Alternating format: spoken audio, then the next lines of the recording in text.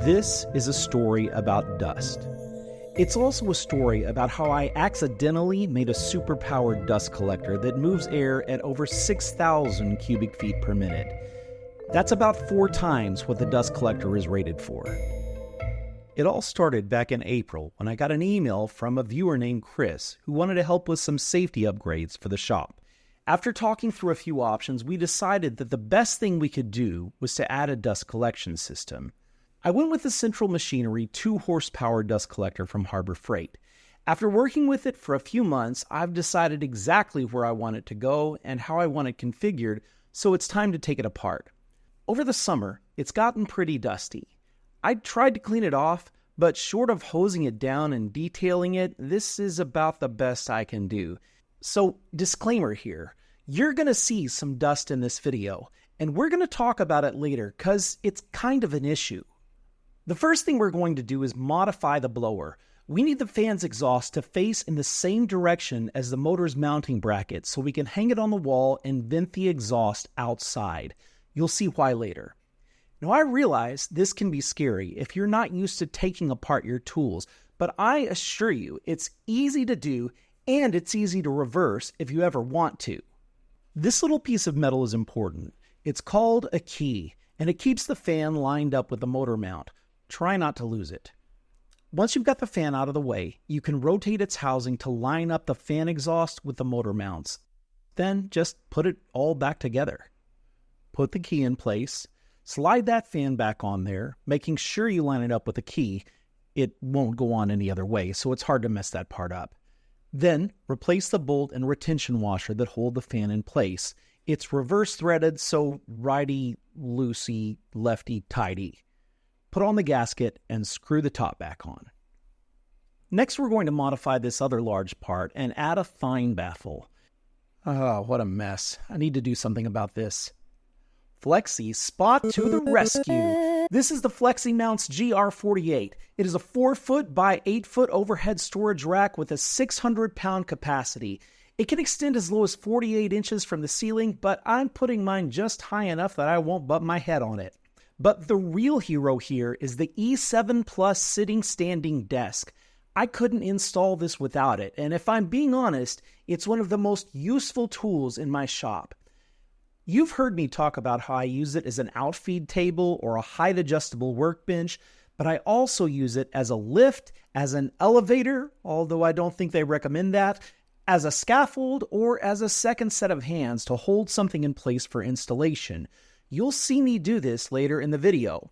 The frame is made out of automotive-grade steel with thickened legs and has a static load capacity of 540 pounds. It comes with a 15-year warranty and free returns within the first 30 days. They're offering my viewers $50 off the E7 Plus standing desk with the promo code YTE7P50. I'll link it down below. Thanks to FlexiSpot for making this video possible. Now, let's get back to the build.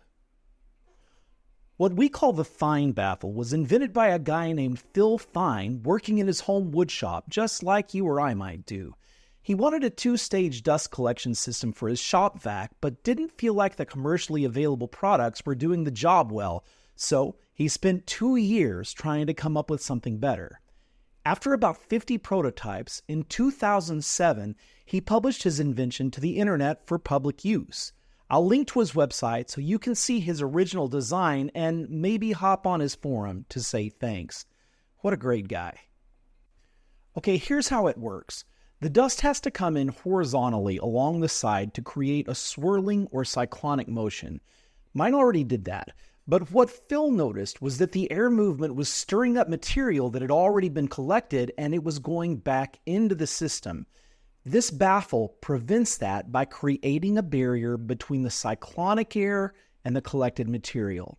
Heavy dust and chips fall through the gap in the side of the baffle, while the small particles float up, usually to a filter. The shape is important too. 2/3 of the circle is cut to a closer radius, while the other third is left untouched. You should cut it in by about 1 to 1.5 inches.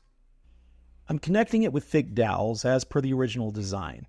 Now, if you're building from the Harbor Freight dust collector, the angle is going to be 32.5 degrees. And after pre-drilling all the holes and sinking in some screws, it ought to look something like this. Then just attach the fine baffle with screws to the other end of those posts, and I put an extra screw into the side just to hold it in place a little bit better. Now I need a top for this part, and I'm just improvising with some scraps and pieces included with the dust collector. I doubled up hardboard because I thought it would look prettier than the OSB I had, and it got me thinking. When did pretty get so important? When did it become necessary for my shop to be both beautiful and functional? Sawdust for me is just a reality of woodworking. I expect that at the end of my time in the workshop, I'm going to be covered in it. But I know that on YouTube, things are different. You wouldn't see this kind of mess on the new Yankee workshop. It's ugly. So a couple of months ago, I built a set in my workshop. I basically painted a wall and hung up some tools, put on a clean t-shirt, and everyone started telling me how much my production quality was going up. But today, we're talking dust, and I don't think you can understand what a big deal this is unless you see what a big mess this place is. Just in case you're wondering what I'm doing here, I'm reinforcing the wall so we can hang up the blower and making a sliding window on the outside. I figured it's kind of obvious, which is why I was mostly rambling. Anyway, back to the rambling. I recently asked my Patreon community what they thought of the sawdust-covered look because, to me, it's kind of beautiful. I mean, you've heard the phrase, sawdust is man glitter. Well, most guys these days never get covered in sawdust. They've never built anything in their lives. To them, it just looks like a mess. But to some of us, being covered in sawdust means I had a good day, doing something I enjoy. The way we see things as woodworkers is just different. Most people look at a table and they just see a functional piece, a place to put their laundry. But to us, it can be really beautiful. We'll look at the joinery. We'll look at the woods. We'll look at the finish. We just have a different perspective on things. Now, nobody would doubt that this 13-year-old girl is beautiful. I would have to beat off the junior high boys with a stick if any of them were good enough for her. I needed her help to mount the motor, and what's beautiful to me is that she loves to spend time in the workshop with her daddy. I can't tell you what that means to me. But this is even more beautiful. She started a new school this year, an advanced college prep program, and with her extracurriculars, including playing the lead in the school musical, she works her tail off to keep up with her studies, despite the occasional long night of homework. That's beautiful. Now, this isn't a must-have, but it's a nice-to-have. It's an automatic switch that turns on the dust collector anytime you turn on another tool plugged into it. But it's only $37, so why not? I'll link it in the description. This next trick I learned about from a Stumpy Nubs video a few years ago, and I never forgot it. The idea is that you can cut the bottom off your dust collection bag and drop it into a bucket with a trash bag in it. That way, when you empty it, you can just grab the trash bag and not worry about attaching that thing to the dust collector again, which is a huge pain in the butt. I tested it out, and that's when something interesting happened. It tried to suck the dust collection bag up into the system. Now, this happened for two reasons. One, the blower used to be before the bag in the system, so it blew air into it. And two, well, we'll get to that in a minute. I shortened a leftover strap from the dust collection system and fastened that bag to the outside of the bucket. Then, this happened. Reason number two. I had created a super powerful dust collector.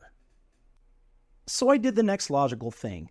I bolted the bucket to the base. Bolted the bucket to the base. It kind of solved the problem, but it was still trying really hard to suck that bag up there. So I bought an anemometer to see how powerful this thing really was. That whistling sound is the fan trying to spin off its axis. Now we know we're getting at least 6,000 cubic feet per minute of air movement, and the dust collector is only rated for 1,550, so this is 4 times the power it's supposed to be able to produce. Why? air movement. You see, we didn't increase the power of the motor. We just allowed the air to move more freely through the system. Let me explain.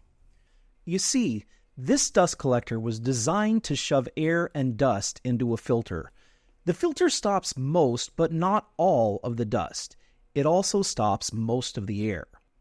By removing the bag and venting the dust collector outside, we get rid of all those particles and have unrestricted airflow, making the dust collector insanely powerful. We also send out some of the air-conditioned air in the shop, but it's the price you pay, and the dust collector only runs when a tool does because of the automatic switch. But I want to restrict the airflow so I can manage how powerful it is. I can close the vent window, but it's not enough, so I'm building a blast gate to go between the cyclone and the blower motor. I could buy one, but this is really more my style. Okay, final test. Blast gate all the way shut, I'm getting in the low hundreds. Make a small adjustment, and it's right where I want it. And I can still open it up to get all the power I want. You know, I'm sure a lot of people would look at this thing and think it's ugly. But to me, it's beautiful.